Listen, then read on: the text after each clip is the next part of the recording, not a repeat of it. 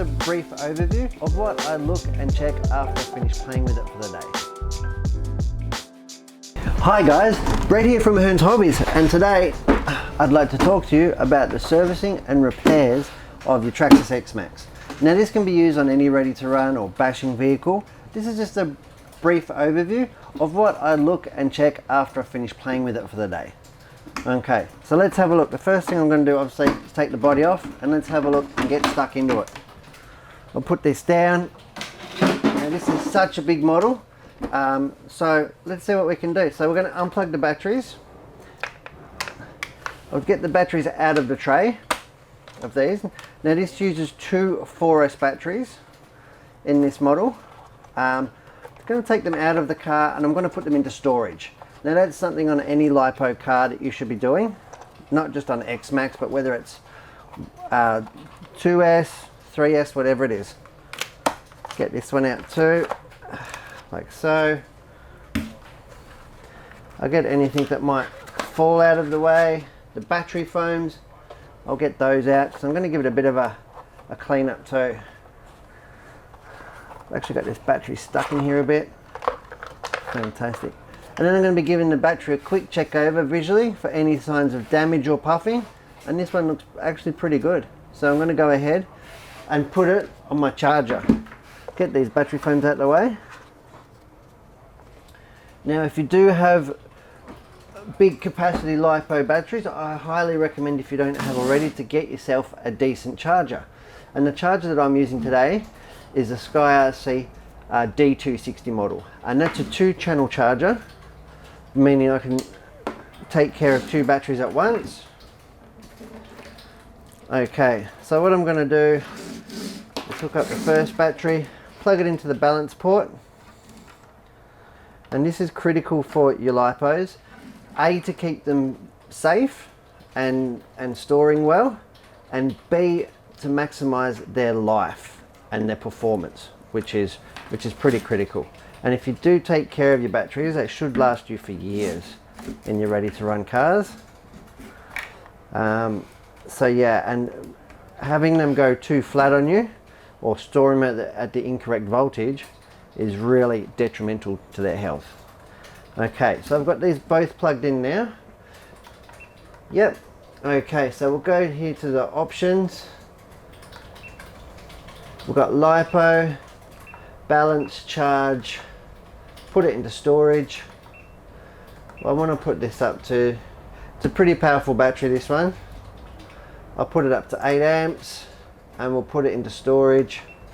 We're looking at 4S, correct? Away we start. It'll be checking the battery for themselves, and away we go. Okay, so battery number 1 is underway. Battery number 2, same process. We'll put it into storage. 8 amps is fine. Put it up to 4S and we'll start that one off. It'll do the safety check. There we go. Okay, so I'll pop this to the side now because I need all the bench room I can get with this big sucker. Here it is, the X-Maxx. Alright, now the first thing I'll do is give it a quick brush off and look for anything damaged parts on it or anything particularly loose. Now to do that, I need to get the wheels off, and that gives me a really good, valuable opportunity to look at the tires to see if they're torn or need repairs. So I've got my little 9 steps toolkit here, a beautiful little 17mm wheel driver, and the first thing I'm going to do is get these big wheels out of the way. Now you don't necessarily need to notice which one goes on front and rear, but you do need to notice which one goes left and right because they are directional. Massive big tires, get this one off. Like I said, getting these off so we can get at the hubs and the steering components of the car to give them a brush off and check for the screws. Make sure that there's nothing loose or got out the way. Here, like so. This is massive, this Traxxas X-Maxx, and it's by far from new, this one. This has been well used and well loved. It's been in our Hearns fleet now a couple of years and it's seen all sorts of action. Very recently we took it to the velodrome, did some speed runs and backflips off the cyclone fence. Here we go.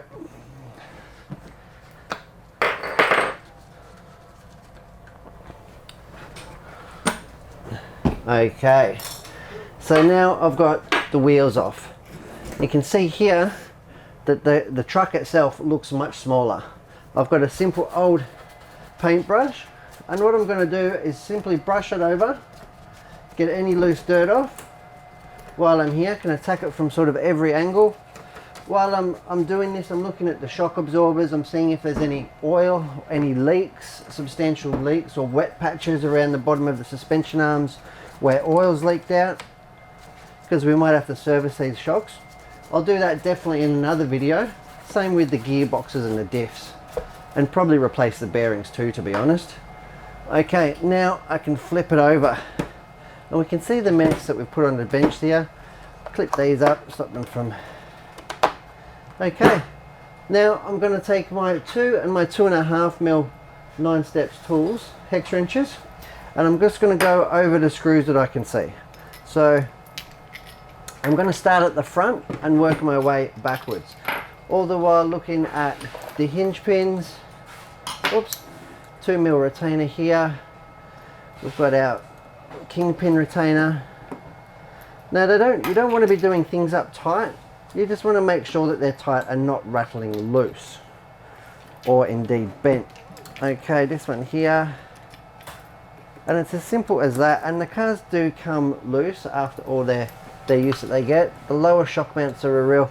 Now if you have dirt and stuff in your threads, which is really common, I've got this 9 steps gizmo tool here, and you can put that in the screw head and dig the dirt out, because if you don't ensure that that's clean, what you'll do is actually just damage your Allen keys. There we go, get that big chunk of mud out. You can get in there nice and tight. Beautiful, this one's nice and clean. Perfect. And I've got an old toothbrush here that I'm using, and I'll clean it up as I go. I'm looking over it, making sure that everything's nice and smooth and operational. And it didn't break last time I used it. It was driving, so there shouldn't be any need for a real major service at this point.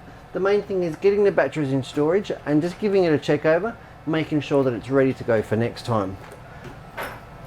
Give it a quick brush off. So I've checked all the front suspension parts. I'm going to come down here and I'm going to check the front bumper bar mounts, because I've probably run into 1 or 2 things. Top shock mounts. And the beautiful thing about the X-Maxx, it was actually designed in a way that the shock towers act as a car stand, so you can work on it upside down. It's a brilliant idea. Go over it with the toothbrush. And the major screws that I want to check here are underneath. Make sure that the suspension componentries and the skid plates are all done up tight, because if that gets loose and moves around, it can actually cause things to bend and break. Here we go.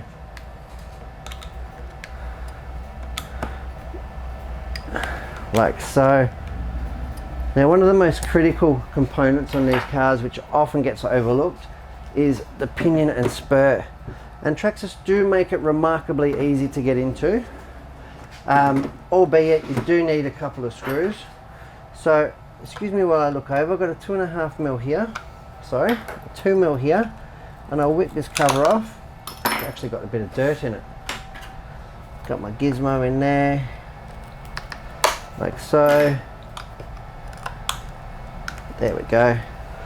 And I'll whip this cover off and we'll have a look, make sure that there's no massive amounts of dirt and debris in the spur and pinion mesh, because that can lead to a very fast wear rate. Excuse me if I'm looking over the camera.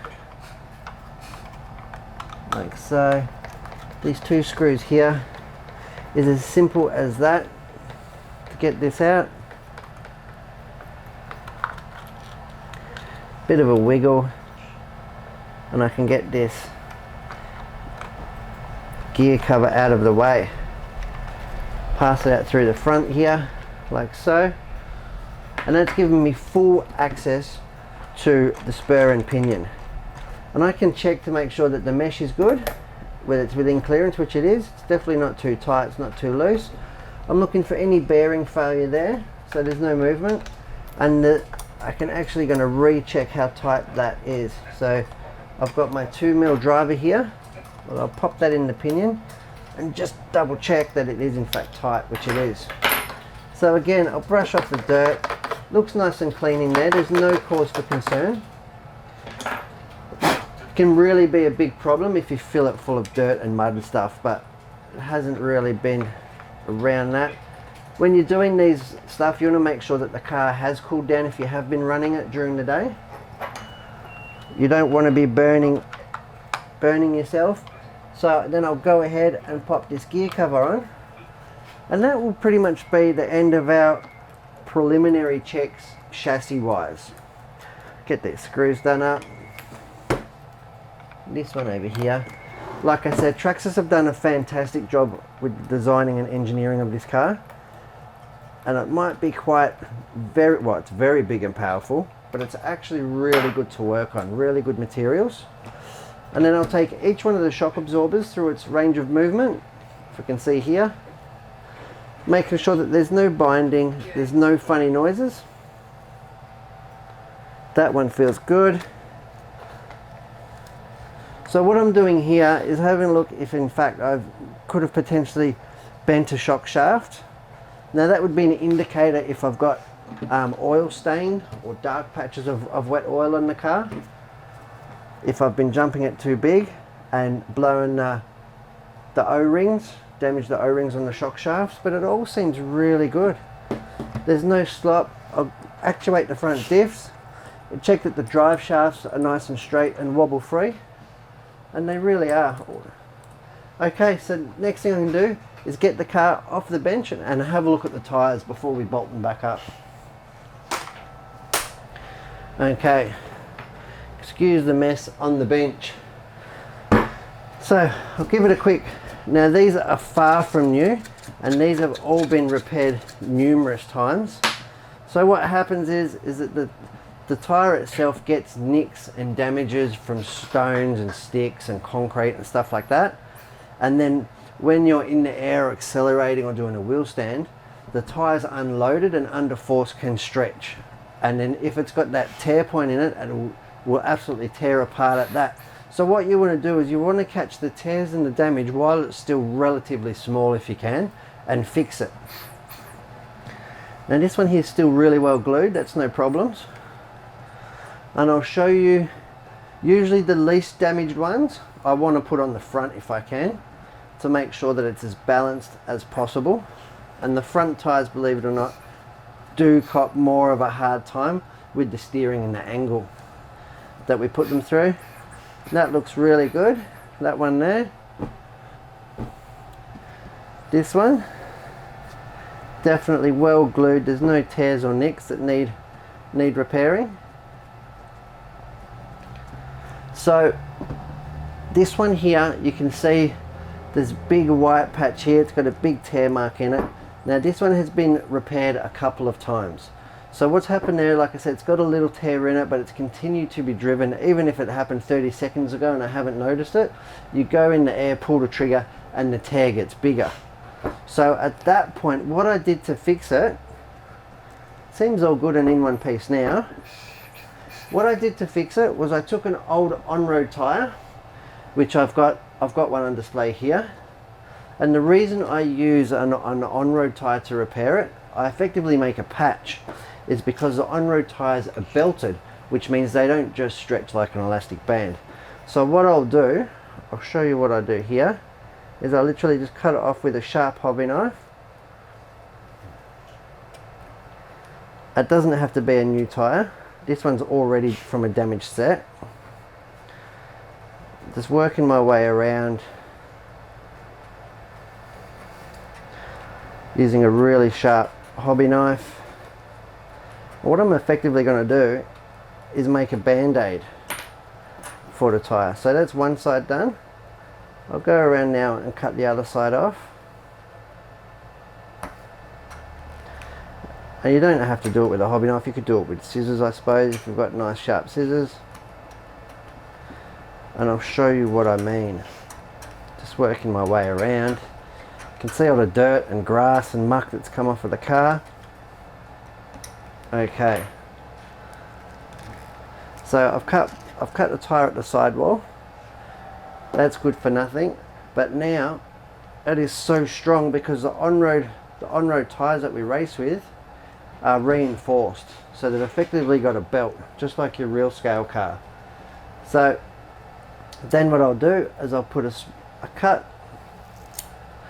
along it, and there we have a really rigid strap. So then what I'll do is, if I had a crack or a damage in the tyre, is I'll cut a small length off. It wouldn't be the whole length, it might be a length like that, and then I will poke it into the damaged area and put it flat, and then I will use super glue and glue the tyre together, and that's from the inside out. You don't have to take the tyre off or anything, and that is a really effective way of holding the tyre together. So you're in fact fixing it with a reinforced tyre, because these ones here are big and strong, but they're not actually belted, what we call a belted tyre. So you're actually fixing it like stitching it up, and that's been a really effective affair, a really effective repair. But like I said, the key to making these last is to not have them tear in the first place and getting onto it quick as you can. So these look all good and ready to go back on the car. So I'll pick up the chassis, again putting it upside down, and I'll put the, like I said, I'm going to put the damaged one, the one that's damaged the most, on the rear, taking note of the direction of the tyre for its forward direction, and go ahead and put the tyres back on. Got this one here, bit of a tap, and then I'll go ahead and do them up. Now these wheel nuts supplied from Traxxas have actually got like a thread locking agent on them to save them rattling off, and they actually bite into the plastic of the wheel. So you do need to do them tight to make sure they don't rattle loose, but you don't need to really overdo it. You don't want to break it. So just by hand is fine. You don't need any really special tools other than your 9 steps 17mm wheel wrench. Just going to go ahead here. Excuse me while I'm reaching over the camera. Do that one up. Beautiful. Get that one back. Keeping an eye on the batteries, and they've all been, again, taking note of the direction, getting the tyre on.